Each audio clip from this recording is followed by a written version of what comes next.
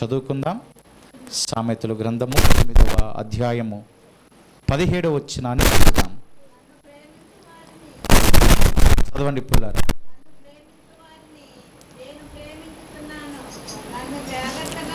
చూడండి, ఆ మాట, నన్ను జాగ్రత్తగా వెతుకువారు నన్ను కనుగొందురు.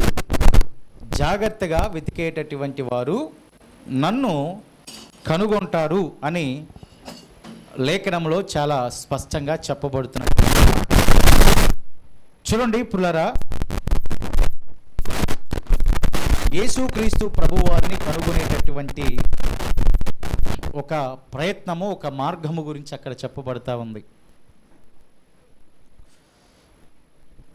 జాగ్రత్తగా వెతికేవారు అనే మాట అక్కడ ప్రస్తావించబట్టాన్ని మనం చూస్తూ ఉన్నాం.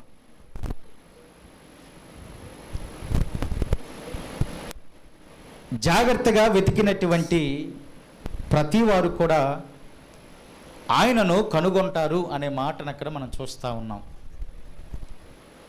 అంటే ఏమి కోల్పోతే మనము ఆయనను వెతకాలో అది తెలుసుకోవాలి. మొదట ఏమి కోల్పోయినటువంటి స్థితిలో మనము ఉన్నామో కూడా మనం తెలుసుకునేటటువంటి వారిగా ఉండాలి. మరి అన్నీ కోల్పోతేనే కదా, పోగొట్టుకుంటేనే కదా వెతికేది. ఏమీ పోగొట్టుకోకుండా ఏమీ కూడా మనం వెతకలేం.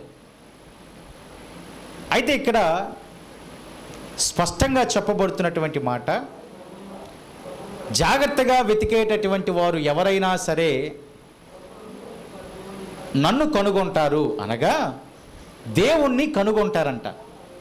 దేవుణ్ణి కనుగొనటం అంటే అర్థం ఏంటంటే సత్యమును గమనించటం, సత్యమును కనుగొనటం అని అర్థం పుల్లారా.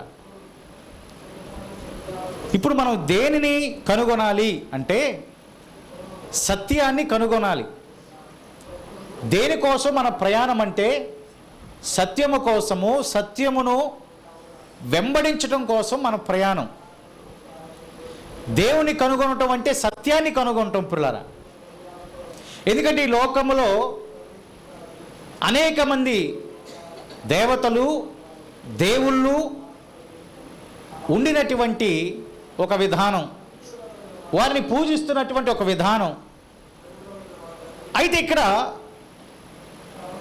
అదే స్థలములో, అదే ప్రాంతములో నివసిస్తూ నడుస్తున్నటువంటి మనము కూడా ఎవరు నిజమైనటువంటి దేవుడు అని వెతికేటటువంటి ప్రయాణములో, ఈ సత్యాన్ని వెతికేటటువంటి ప్రయాణములో అక్కడ చెప్తున్నటువంటి మాట జాగ్రత్తగా. ఎలాగంటే పుల్లారా, జాగ్రత్తగా వెతికితే ఆ సత్యవంతమైనటువంటి దేవుడు, మహిమోన్నతుడు, మహాగణుడైనటువంటి యేసుక్రీస్తు ప్రభువు వారిని మనం కనుగొంటాం. ఎందుకంటే చెట్టుని పుట్టని పూజిస్తూ వాటినే దైవములుగా ఎంచుతున్నటువంటి ఈ పరిణామాలలో పుల్లర నీవు నేను సత్యమును గమనించి, ఇదిగో సత్యమును వెతికేటటువంటి వారిగా,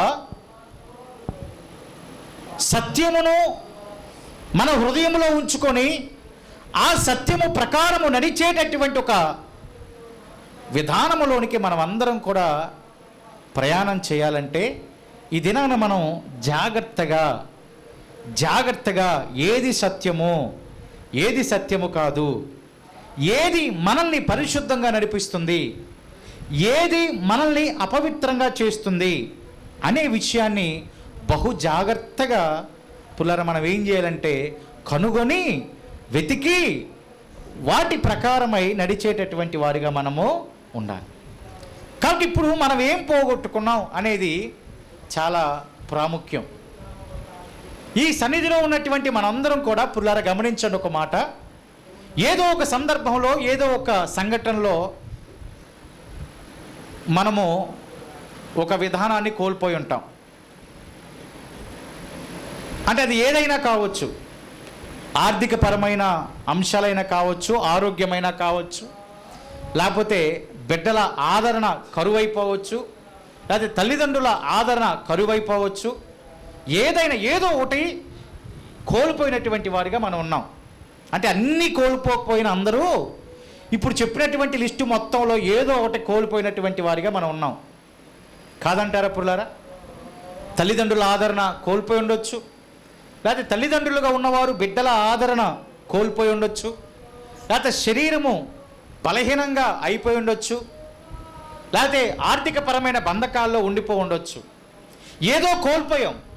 ఇప్పుడు ఆ కోల్పోయినటువంటి దానిని తిరిగి మనం పొందాలంటే, కోల్పోయినటువంటి ఆనందము సంతోషమును తిరిగి పొందాలంటే లేఖనం మాట్లాడుతూ ఉంది, జాగ్రత్తగా సత్యాన్ని వెతకాలి అని. ఆమేన్. దేనిని వెతకాలంట? జాగ్రత్తగా సత్యమును వెతకాలి. అంటే సత్యము అంటే ఎవరు? ఆయనే కదా అన్నాడు. ఆయన ఆ మాట, నేనే సత్యమును అన్నాడు. దేవునికి స్తోత్రం. నేనే సత్యము అని ఆయన అన్నాడు పిల్లరా. కావున ఇప్పుడు ఏదో ఒక పరిస్థితిని కోల్పోయినటువంటి మనం అందరం కూడా ఆ దేనిని మనము జాగ్రత్తగా వెతకాలి అంటే సత్యమును, అనగా ఆయనను మనము జాగ్రత్తగా వెతికితే లేఖనం మాట్లాడుతూ ఉంది, అప్పుడు మనము ఆయనను కనుగొంటాం. అనగా ఆ సత్యములో నడుస్తాం, ఆయనని కనుగొని ఆయన సొంత రక్షకుడిగా అంగీకరించి ఆయన ద్వారా కోల్పోయినటువంటి వాటన్నిటినీ తిరిగి మరలా మన జీవితంలోనికి, మన కుటుంబంలోనికి మరలా తిరిగి మనం రప్పించుకోవచ్చు. ఆమేన్ కదా పిల్లరా? అలాగా మనం వెతికేటటువంటి వారిగా, సత్యమును గురించి వెతికేటటువంటి వారిగా మనము ఉండాలి. పిల్లరా, ఇక్కడ సన్నిధిలో ఉన్న మీ అందరికీ కూడా సొలొమోను గారు రాజు గురించి బాగా తెలుసు. సొలొమోను గారు అనగానే మీరేం చెబుతారు? జ్ఞానం అనే చెప్తారు కదా పిల్లరా? సొలొమోను గారు అనే పేరు ప్రస్తావించిన వెంటనే జ్ఞానం అనే చెప్తారు. పైగా ప్రార్థనలో కూడా ఏం చేస్తాం? సొలొమోనుకి ఇచ్చిన జ్ఞానాన్ని మాకు కూడా దయచేయ, మా బిడ్డలకి దయచేయి అని ప్రార్థనలో కూడా ప్రస్తావిస్తాం. దేవునికి స్తోత్రం కలుగునుగాక. అంటే సొలొమోను గారు అనగానే మనకి వెంటనే జ్ఞానం పొందుకున్నాడు. ఆయన వలె జ్ఞానం పొందుకొని మనము కూడా, మన బిడ్డలు కూడా ఉండాలి అని మనం అనుకుంటూ ఉంటాం. అవునా కదా పిల్లరా? ఇప్పుడు సొలొమోను గారి జీవితంలో జరిగిన కొన్ని సంఘటనలు మనం చూద్దాం. గమనించండి. రాజుల మొదటి గ్రంథం 11వ అధ్యాయం పిల్లలు ఒకసారి చదవండి. రాజుల మొదటి గ్రంథము 11వ అధ్యాయాన్ని గనక మనం చూస్తే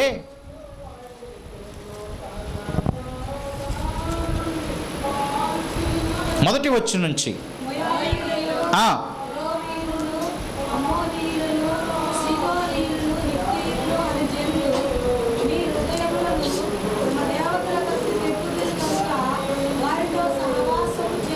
చూడండి ఒక మాట, వారితో సహవాసము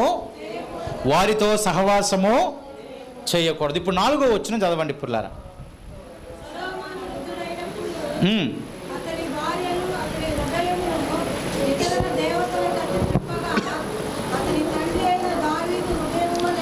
దావీదు హృదయము వలె అతని హృదయము దేవుడైన యెహోవా ఎడల యథార్థముగా లేదంట. ఎలా లేదంట పుల్లరా? యథార్థముగా అంటే అక్కడ దాని అర్థం ఏంటంటే మనస్ఫూర్తిగా దేవుని ఎడల సొలొమోను హృదయము లేదు అని. చెప్పండి ఈ మాట. మనస్ఫూర్తిగా అతని హృదయము దేవుని ఎడల ఉందా లేదా? లేదు.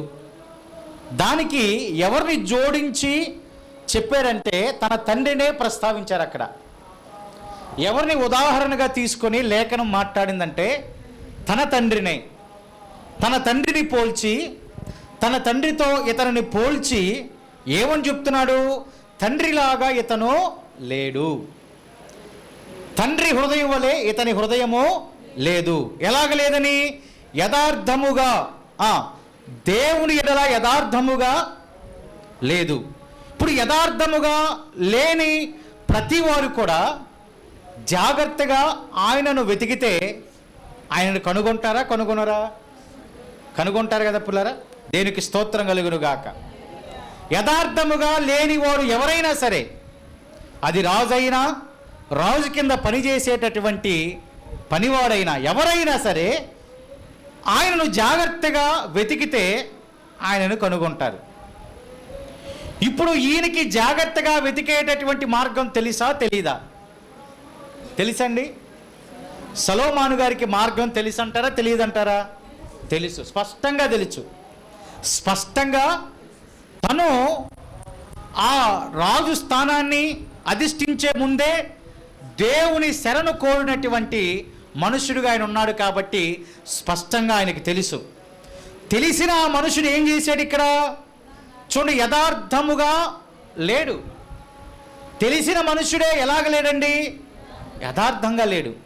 మరి తెలిసిన మనుషుడే యథార్థంగా లేకపోతే తెలియనటువంటి వారు ఉండగలరా? ఉండగలరా పుల్లారా? ఉండలేరు. తెలిసిన వారే యథార్థంగా లేరు. మార్గము తెలిసిన వారే, సత్యము తెలిసిన వారే యథార్థముగా లేరు. మరి తెలియని వారు ఇంక ఉండగలరా? సరే, ఆ విషయాన్ని పక్కన పెట్టేస్తే తెలిసిన ఈయన మనస్ఫూర్తిగా దేవుని మీద యథార్థతను చూపలేదు అని లేఖనము చాలా స్పష్టంగా తెలియపరుస్తూ ఉంది. 6వ వచనంలో కూడా మరొక మాట ప్రస్తావించబడుతుంది. చూడండి పుల్లారా, ఈ ప్రకారము చెడు నడత నడిచి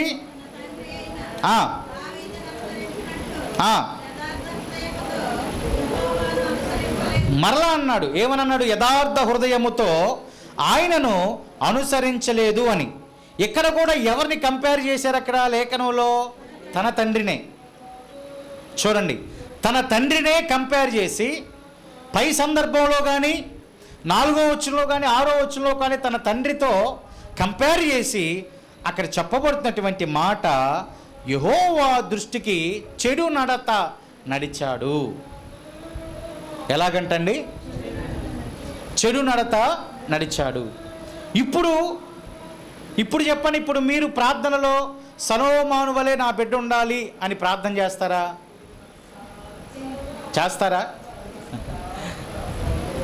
చేస్తారా పుల్లారా?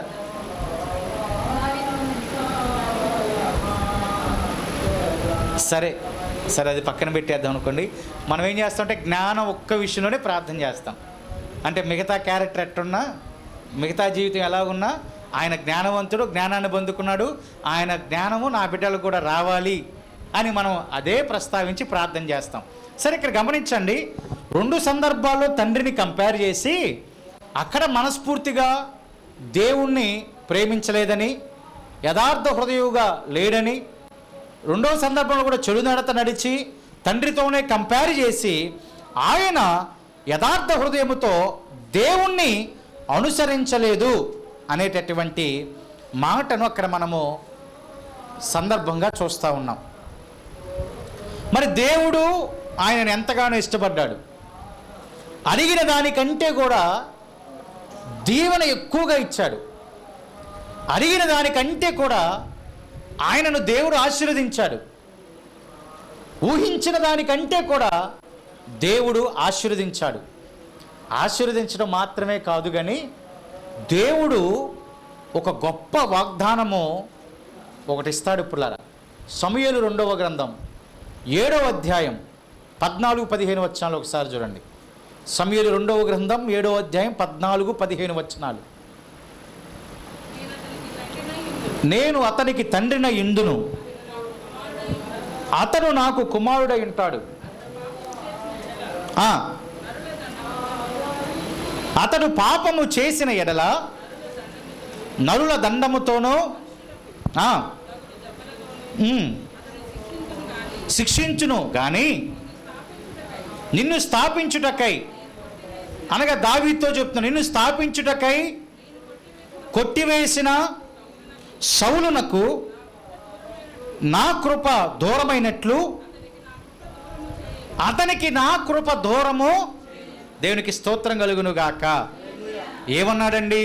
నిన్ను స్థాపించుటకై నేను కొట్టివేసిన సౌలునకు నా కృప దూరమైనట్లు అతనికి నా కృప, అంటే ఎవరికి? సొలొమోనుకి నా కృప దూరము చేయను. ఎవరిచ్చారు ఈ మాట?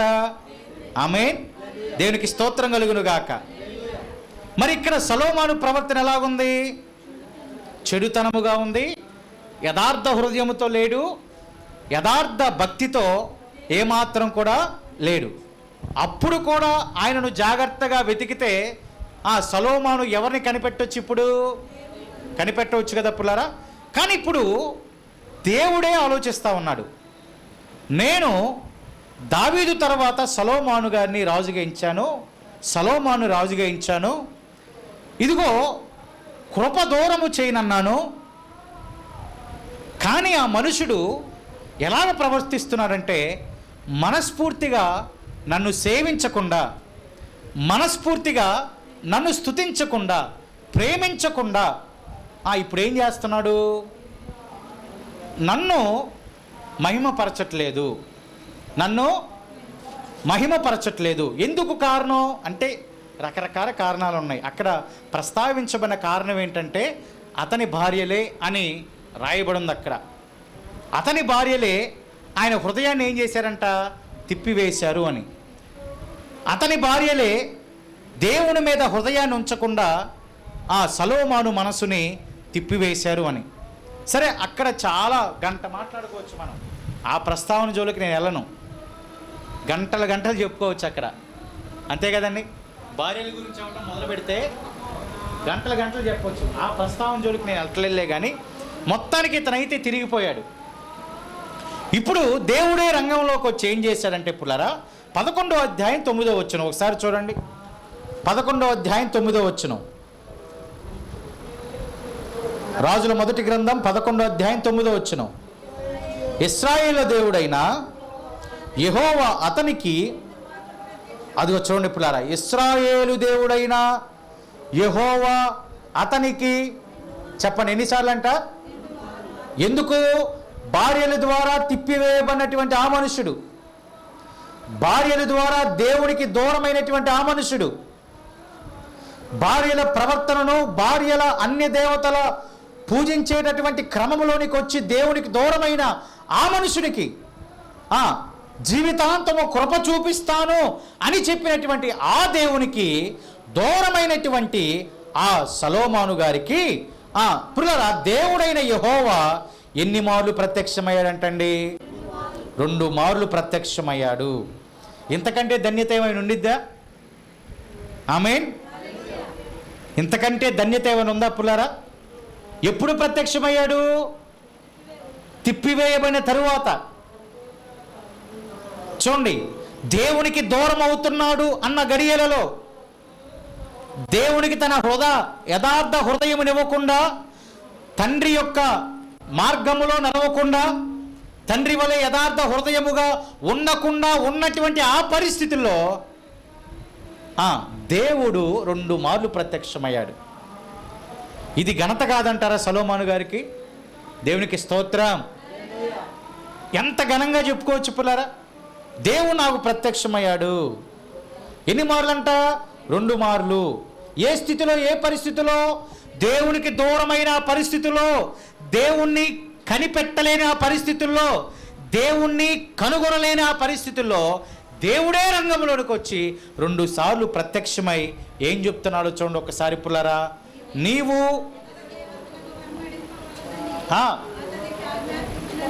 ఆజ్ఞాపించినను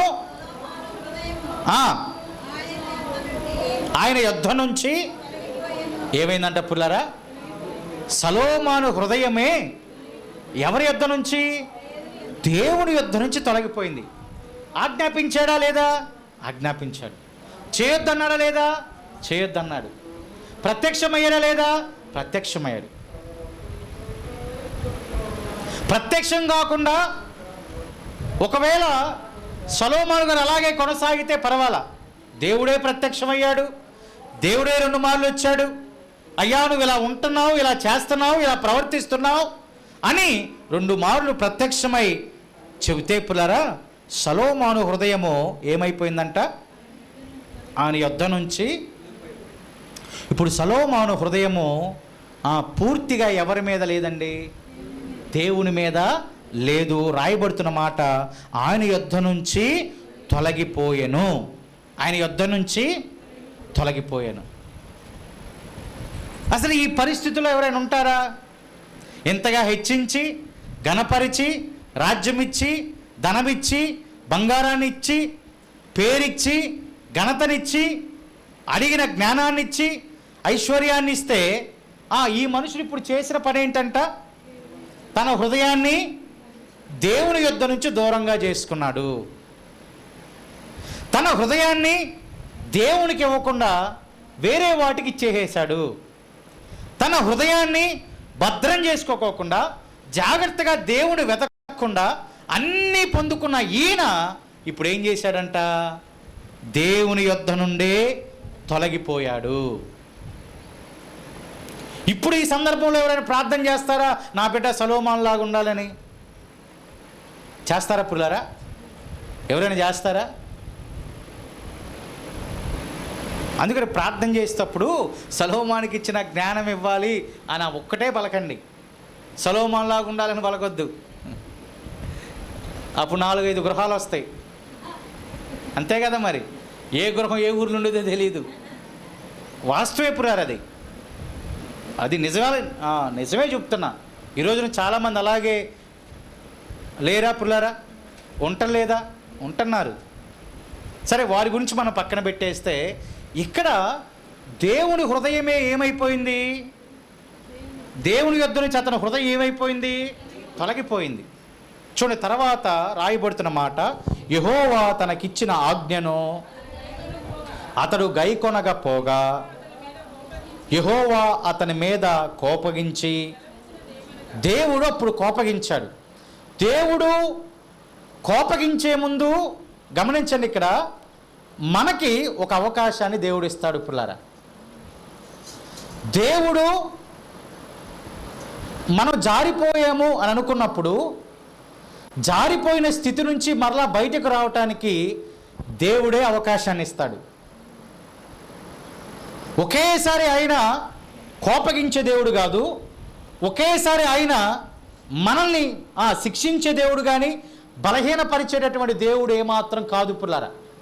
ఆయన అవకాశాలు ఇస్తాడు. ఇక్కడ సొలొమోను గారు కూడా 2 అవకాశాలు ఇచ్చాడు. ఎందుకని? 2 సార్లు ప్రత్యక్షమై అదే మాట చెప్పాడు కాబట్టి.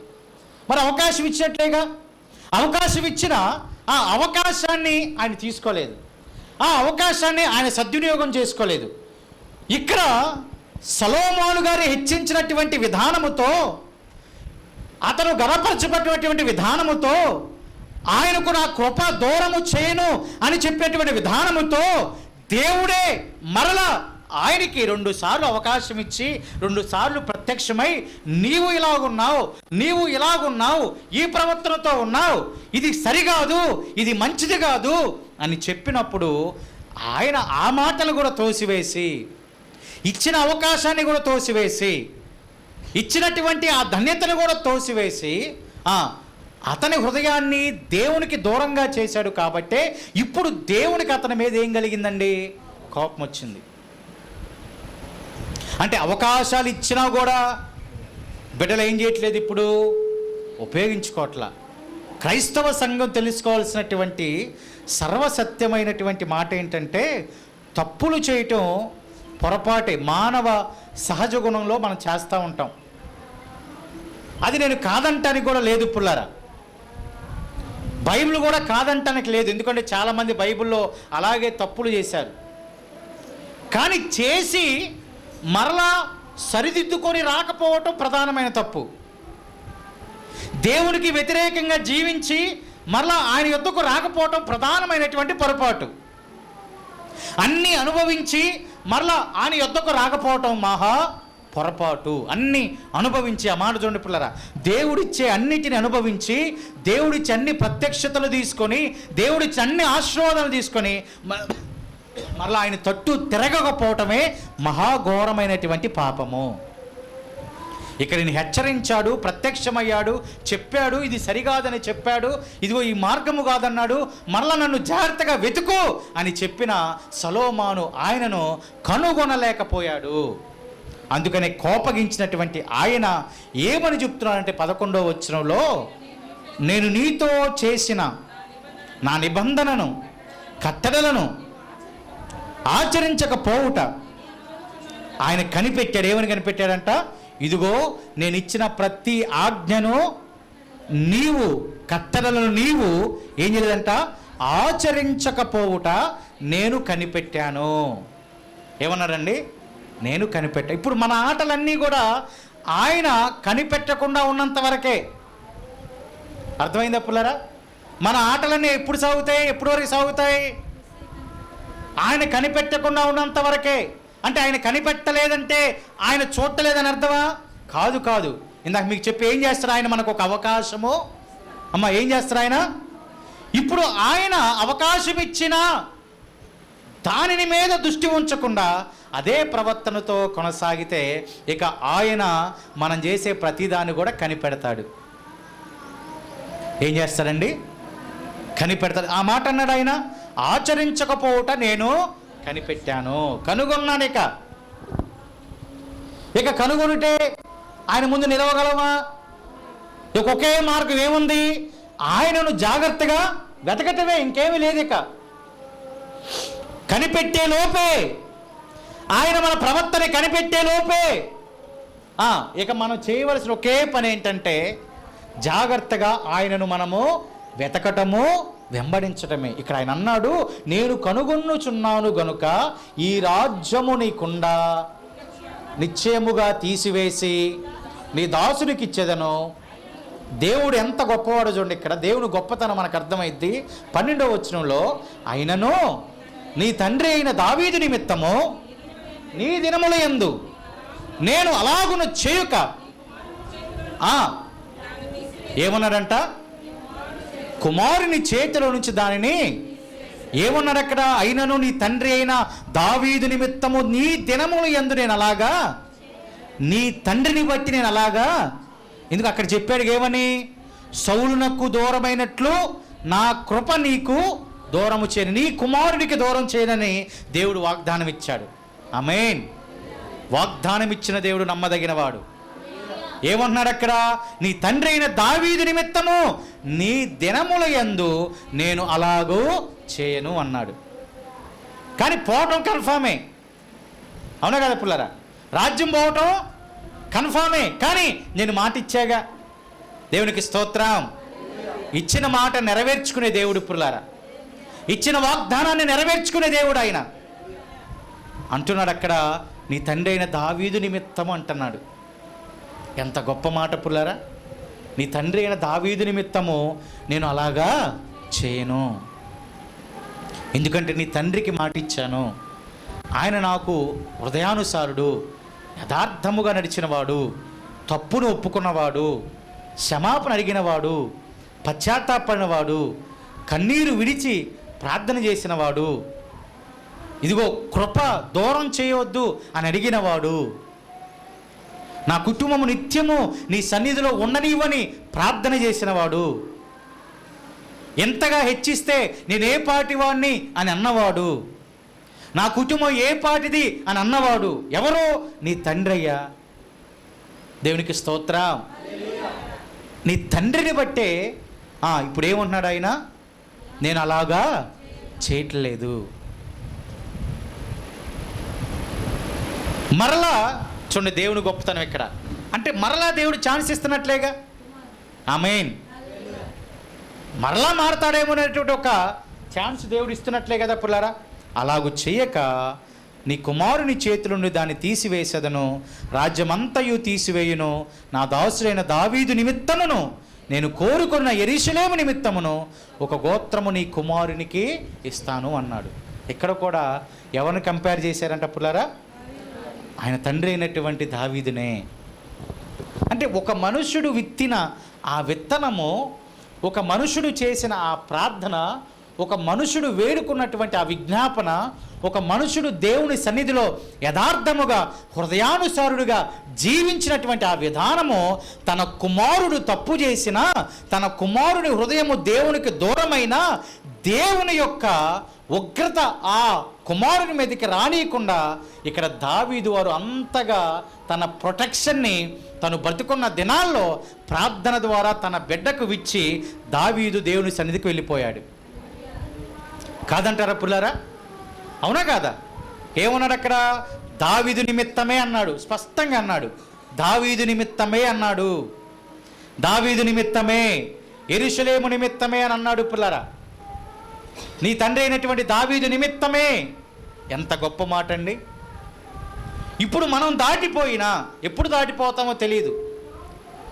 గమనించండి పిల్లలు, మనం దాటిపోయినా ఈ దాటిపోకముందు మనం మన బిడ్డల కోసం చేసినటువంటి ప్రార్థన, మనము దాటిపోయినా కూడా వారికి మన ప్రార్థన రక్షణగా ఉండేటట్లుగా బ్రతికి ఉన్న మనము దేవుని సన్నిధిలో ప్రార్థన చేసేవారిగా ఉండాలి.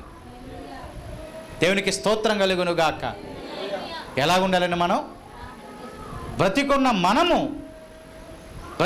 మనము ఎప్పుడు దాటిపోతామో తెలియదు, కానీ ఇప్పుడే జీవిస్తున్న, ఎదుగుతున్న మన బిడ్డలు మంచిగా దేవుని దృష్టిలో ఎదిగేటట్లుగా, దేవుని వెతికేటట్లుగా, మార్గంలో నడిచేటట్లుగా మనం ఇప్పుడే ఏం చేయాలంట? ప్రార్థన. ఆయన అన్నాడు, దేవుడే ఏమన్నాడు? దావీదు నిమిత్తము అన్నాడు. ఎంత గొప్ప మాట అండి అది. దావీదు నిమిత్తము. ఇప్పుడు నీవు నేను ఎవరిని వెతకాలంటే జాగ్రత్తగా దేవుణ్ణి వెతకాలి. సలోమాను గారు మరి అవకాశాలు ఇచ్చిన వాటిని లెక్క చేయలా. అవకాశాలు ఇచ్చినా అక్కడ ఆయన ఏమాత్రం కూడా పట్టించుకోలేదు ఇప్పులారా. కానీ నేటి దినాన దేవుడు ఎన్నో అవకాశాలు మనకి ఇస్తూ ఉన్నాడు. మారు అని ఎన్నో అవకాశాలు మనకు అనుగ్రహిస్తూ ఉన్నాడు. ఎన్నో సంఘటనల ద్వారా హెచ్చరిస్తూ ఉన్నాడు. ఎంతోమంది దైవజనుల మాటల ద్వారా మనం హెచ్చరిస్తూ ఉన్నాడు. కావున మనం ఇప్పుడు జాగ్రత్తగా వెతికేటటువంటి వారిగా, దేవునికి స్తోత్రం, వెతికితే అప్పుడు ఆయన మనకేమవుతాడంట? కనబడతాడు. పరమగీత గ్రంథాల్లో 3వ అధ్యాయము 1వ వచనాన్ని కనుక ఒకసారి చూస్తే, ఒకసారి చదవండి పుల్లారా మాట. 3వ అధ్యాయము 1వ వచనం. రాత్రివేళ పరుండియుండి నేను నా ప్రాణ ప్రియుణ్ణి వెతకి తిని, అది వెతకినా అతడు కనబడలేదు. రాత్రివేళ నేను నా ప్రాణప్రియుని వెతికాను, వెతికినా ఆయన కనబడ్డా? కనబడలేదు. అదిగో నేను ఇప్పుడే లేచదను, పట్టణంలో పోయి వెతుకుతాను, సంత వీధుల్లో వెతుకుతాను, రాజవీధుల్లో తిరుగుతాను, నా ప్రాణప్రియుని వెతుకుదును అని నేను అనుకుంటుని, నేను వెతికినను ఆయన కనబడలేదు.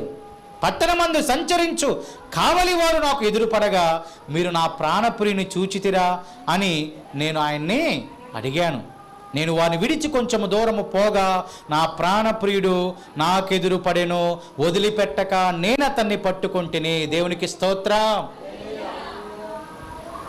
ప్రాణప్రియుడు ఏమయ్యాడంట? ఎదురుపడ్డాడంట. ఎప్పుడు ఆయన వెతకటం ఆపేశాడా? ఆపల. దేవునికి స్తోత్రం కలుగునుగాక. రాత్రివేళ పరుండి వెతికినప్పుడు ప్రాణప్రియుడు దొరకల, లేచాడు పిల్లరా. ఎప్పుడైతే వెతకటం ప్రారంభం చేశాడో, ఎప్పుడైతే దేవుని కనుగొనటం ప్రారంభం చేశాడో, ప్రాణప్రియుని వెతకటం ప్రారంభమైందో, చూడండి, ప్రాణప్రియుడే ఎదురుపడ్డాడు.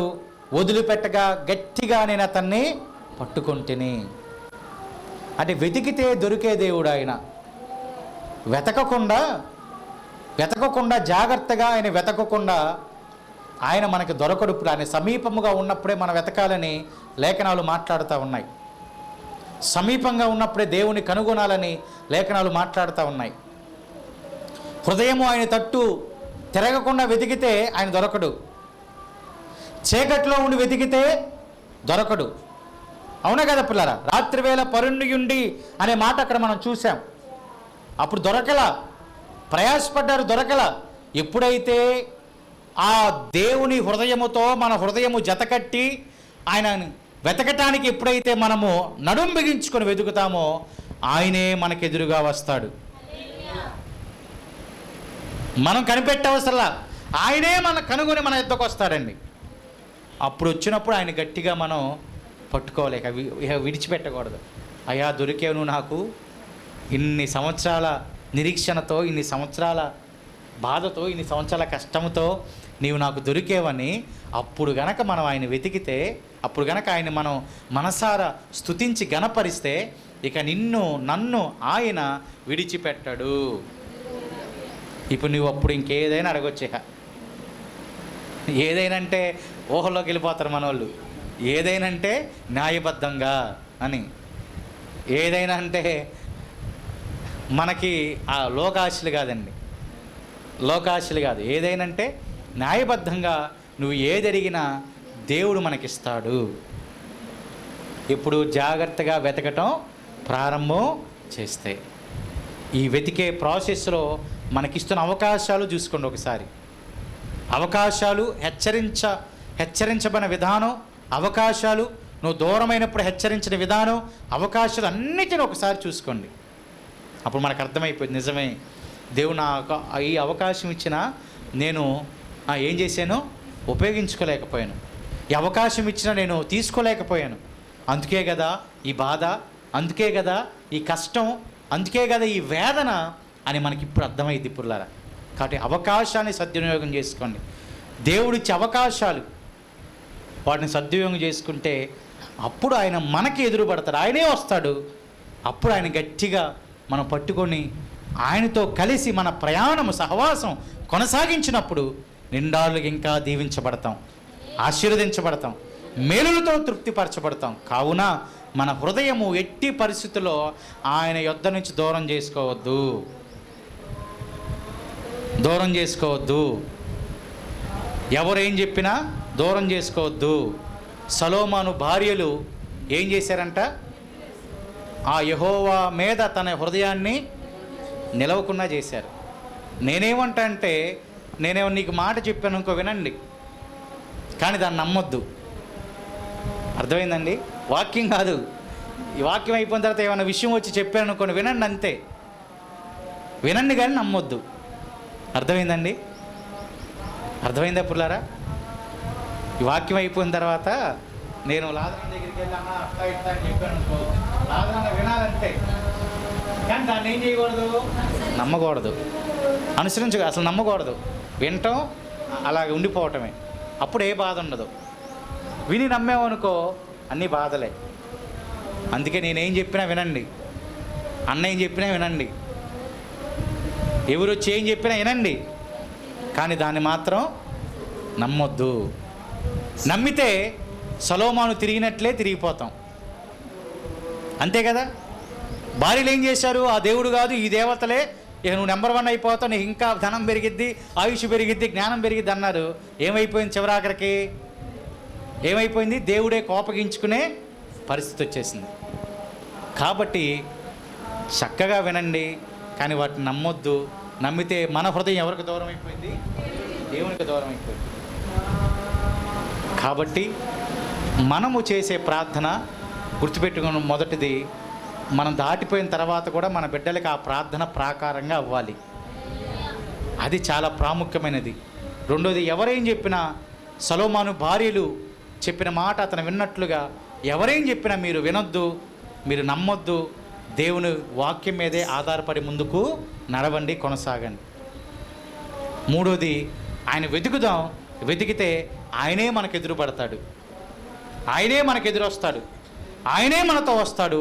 వచ్చినప్పుడు ఆయనతో చేయి పట్టుకుని ఆయనతో సహవాసంలో నడిస్తే, కొనసాగితే నిండాలుగా మనం దీవించబడతాం, ఆశీర్వదించబడతాం. కావున అట్టి కృప మనం పొందినట్లుగా ప్రభు సన్నిధిలో ఉన్న మనము మోకరించి ప్రార్థన చేద్దాం. అట్టి ధన్యత దేవుడు మనకు అనుగ్రహించునుగాక. దేవుడి మాటలను దీవించునుగాక.